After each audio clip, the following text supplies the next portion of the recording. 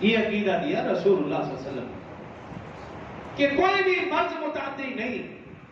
اور دوسری طرف رسول اللہ صلی اللہ علیہ وسلم کے 3 فرمان اور بھی ہیں۔ ایک فرمان یہ کہ رسول اللہ صلی اللہ علیہ وسلم نے فرمایا جزامی سے ایسے دور بھاگو جیسے شیر سے بھاگو۔ اور ایک اور حدیث میں فرمایا کہ بیمار اونٹ کو تندرست اونٹ میں نہ گھسنے دو۔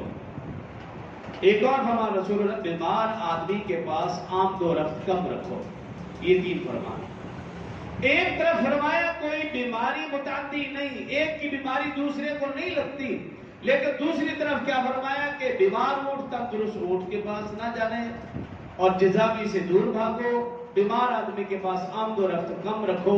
یہ اس لیے فرمایا کہ کہیں ایسا نہ ہو کہ اگر بیمار اونٹ صحیح سلامت اونٹوں کے پاس گیا، قریب گیا، ان کو بیماری لگی تو تمہارا عقیدہ نہ خراب ہو جائے کہ اس کی وجہ سے بیماری لگی، حالانکہ وہ بھی اللہ کے حکم سے لگی۔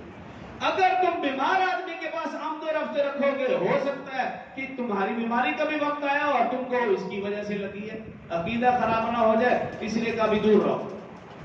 فرمایا جزامی سے ایسے بھاگو جیسے شیر سے بھاگتے ہو، کہیں ایسا نہ ہو کہ تمہیں بیماری لگے اور تم کہو مجھے اس کی وجہ سے بیماری لگی، کیونکہ یہ شرک ہے۔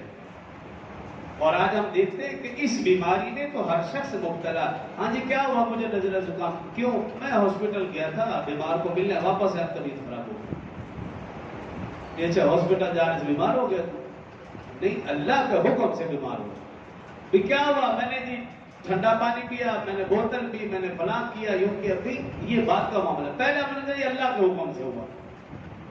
جب ہم ان چیزوں کو سامنے رکھیں گے تو پھر یہ شرک ہے، شرک کی ایک صورت ہے۔